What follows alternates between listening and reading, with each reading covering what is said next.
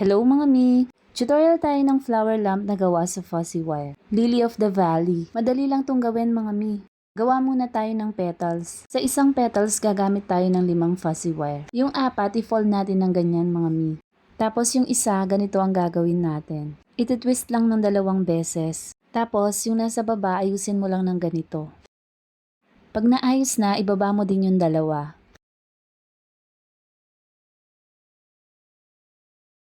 Tapos kukuha lang tayo ng isa, yun ang gagawin nating pantali. Tapos ibibend lang ng ganito mga mi. Tapos yung dulo, ibibend din natin. 6 na ganitong petals ang gagawin natin mga mi.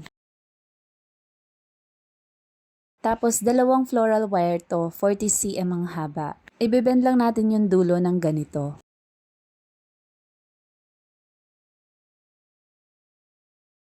Pagkatapos, babalutan natin ng floral tape.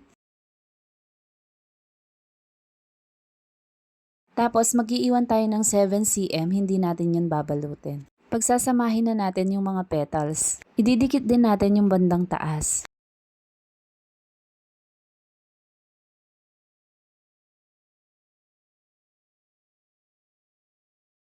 Tapos ilalagay na natin yung fairy lights. Ganito ang gagawin.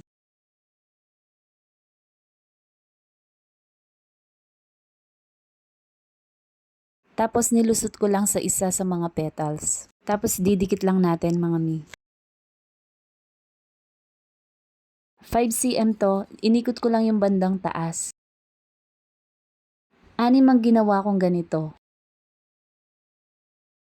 Pinagsama-sama ko lang tapos gumamit ako ng glue gun at dinikit ko na. Tapos yung hindi natin binalutan kanina, i-bend natin ng ganito.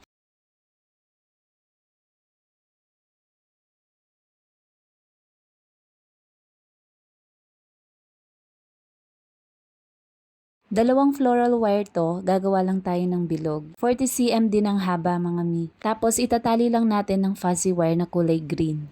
Ganyan lang ang gagawin hanggang matakpan ng floral wire. Tapos ganito ang gagawin natin. Kung hindi kasi natin to gagawin, hindi tatayo yung lamp natin. Itatali din natin ng fuzzy wire na kulay green. Pati yung kabila mga mi, ganun din ang gagawin. Yan ganyan lang mga mi para makatayo ng maayos. Tapos pinaikot ko lang yung sobrang fairy lights kasi sa baba natin ilalagay yung switch. Tapos kumuha ulit ako ng fuzzy wire na kulay green, pinaikot ko lang dito sa bandang baba ng flower. Tapos gagawa ko ng sepal. Hinati ko sa 2 yung fuzzy wire na kulay green. Tapos ganyan lang yung ginawa ko mga mi. Ginupit ko din sa side ng ganito. 8 yung ginawa ko. Gumamit ako ng glue gun tapos dinikit ko na mga mi.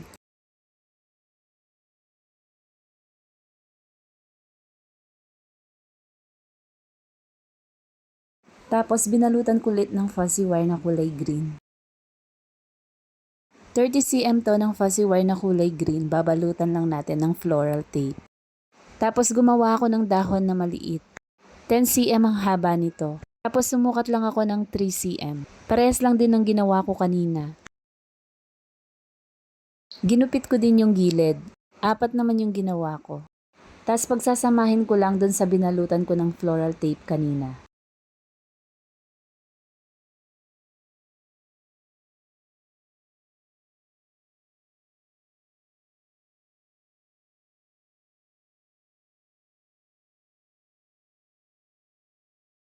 Tapos nilagay ko lang ng ganito mga mi.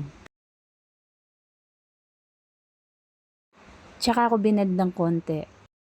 Sunod gumawa lang ako ng 2 malaking dahon. 2 fuzzy wire na kulay green to mga mi. Tapos kumuha lang ako ng isa sa baba gagawing pantali. Pagkatapos ginupit ko yung sobra. Tsaka ako na dinikit mga mi. Sunod gumawa naman ako ng flower na maliit. Yung isang fuzzy wire na kulay blue hinati ko lang sa 2. Tapos kumuha lang ako ng ballpen, pinaikot ko ng 4 na beses. Tapos yung isa nilusot ko lang sa loob. Tapos tinwist ko lang dun sa naiwan kanina. Sunod ganito naman ang gagawin mga mi.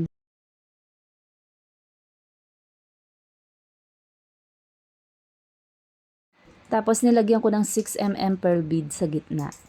Nilagay ko lang dun sa saktong may ilaw. Tapos naglagay din ako sa baba mga mi. Nilagyan ko lang din ng 2 maliit na dahon. Yan ganyan lang kadali mga mi. Thank you for watching. See you next video.